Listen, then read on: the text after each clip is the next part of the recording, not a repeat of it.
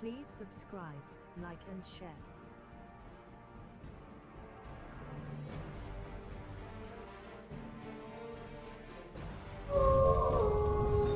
Wabarakatuh. Selamat pagi anak-anak. Berjumpa lagi dengan Ibu. Dan pada kesempatan ini Ibu akan menyampaikan materi tema 2, persatuan dan perbedaan, subtema 1, pembelajaran 1. Sebelum kita mulai, jangan lupa berdoa. Lalu setelah itu Ibu akan melakukan pengecekan kehadiran kalian, ya. Anak-anak, ada yang tahu tidak untuk apa sih kita belajar materi ini? Nah, sekarang Ibu akan sampaikan tujuannya. Yang pertama, agar kalian dapat mendefinisikan pengertian adaptasi pada makhluk hidup. Yang kedua, kalian dapat mendeskripsikan adaptasi makhluk hidup dan fungsinya. Yang ketiga, menyebutkan 5 contoh hewan atau tanaman yang beradaptasi, tentunya di lingkungan kalian. Yang keempat, menulis laporan hasil pengamatan tentang adaptasi makhluk hidup. Nah, di sini yuk kita mulai. Dan kalian simak gambar-gambar yang ada di bawah ini.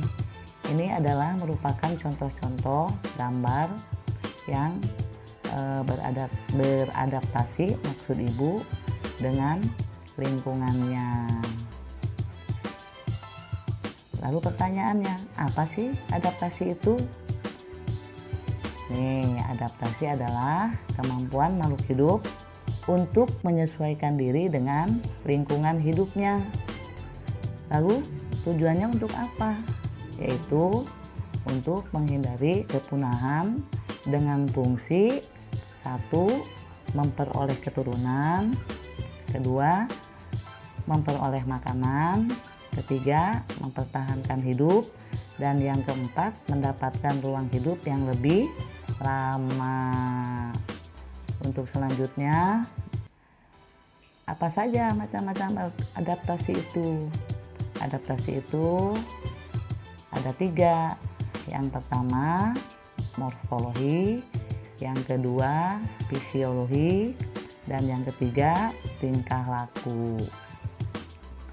Kita lanjutkan. Sekarang Ibu akan bahas adaptasi morfologi.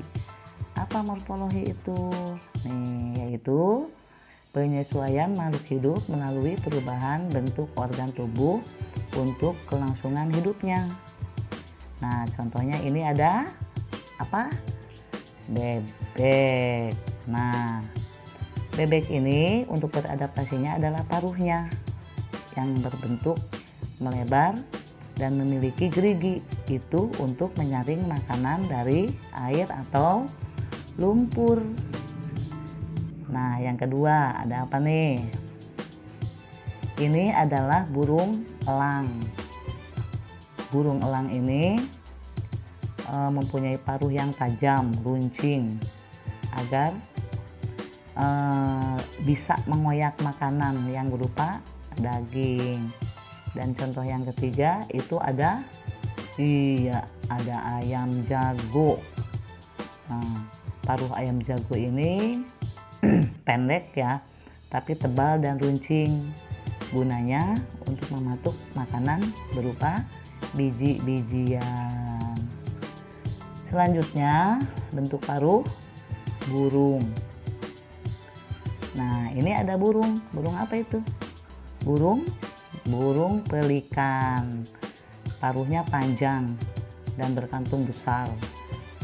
Ya, itu untuk menyimpan makanan.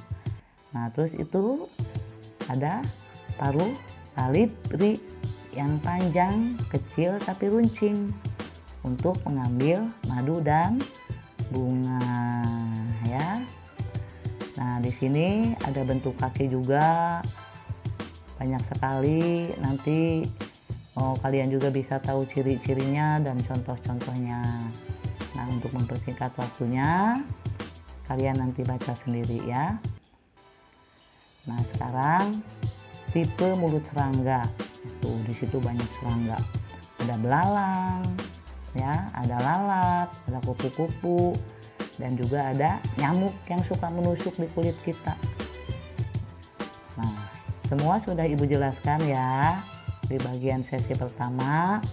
Di sini nanti kalian bekerja kelompok, diskusi kelompok untuk menjelaskan hubungan tipe mulut serangga pada gambar dengan makanannya. Jadi mereka tuh serangga-serangga itu makan apa saja ya dengan tipe mulutnya yang seperti itu. Paham ya? Nah, di sini yang kedua ada adaptasi morfologi. Ini ada bunga, iya pinter ya. Di situ dicontohkan ada bunga teratai. Tempat hidupnya di air ya. Terus ini ada kaktus. Tempat hidupnya di mana? Di mana tempat hidupnya? Nah, iya di daerah yang sedikit airnya. Makanya di situ dia mempunyai duri untuk mengurangi penguapan karena tempatnya sangat panas dan gersang ya. Terus yang ketiga adaptasi fisiologi. Penyesuaian makhluk hidup melalui fungsi kerja organ-organ tubuh untuk bisa bertahan. Nah, sistemnya bagaimana? Ini ya. Terutama pada sapi. Ya. Sapi ini adalah pemakan rumput, memiliki rute pencernaan dan enzim khusus untuk mencerna rumput-rumput yang sel-selnya berdinding sel selulosa. Selanjutnya ini ada tumbuhan berbunga menghasilkan madu. Tumbuh berbunga yang penyerbukannya memerlukan bantuan. Serangga biasanya akan menghasilkan madu untuk menarik perhatian serangga ya. Ini tuh karena bunganya indah, menarik, jadi serangga juga suka. Itu menguntungkan karena dapat membantu penyerbukan. Dan ini ada adaptasi tingkah laku. Penyesuaian tingkah laku makhluk hidup terhadap lingkungan tempat hidupnya. Dan mimikri. Mimikri adalah perubahan warna kulit hewan sesuai dengan lingkungan tempat tinggalnya. Nah, ini contohnya. Apa ini? Iya, bunglon ya, bukan banglon tapi bunglon. Nih, apabila bunglon tinggal di daun yang hijau, dia akan hijau. Kalau tinggal di daun yang coklat, dia akan berwarna coklat. Tuh ya. Yuk kita teruskan. Nih, hal ini menyebabkan bunglon itu terhindar dari pemangsanya. Jadi kalau ada penjahat yang mau menerkam dia langsung berubah warna sesuai tempat tinggalnya. Nah, ini ada gambar apa? Cecak ya. Cecak ini cara mempertahankan hidupnya yaitu dengan autotomi, adalah pemutusan bagian tubuh pada hewan untuk menjaga dirinya dari serangan musuh. Meskipun patah itu tidak mati ya, dia pura-pura mati, waduh patah mati nih, padahal mati tidak ya. Pada cecak ini ekornya lantas akan bergerak-gerak. Coba nanti kalian potong kalau ketemu cicak ya. Nah, ini juga pada musim dingin banyak hewan yang berdarah panas membutuhkan energi tambahan. Ya, di sini ada hibernasi, adalah tidur panjang pada musim dingin.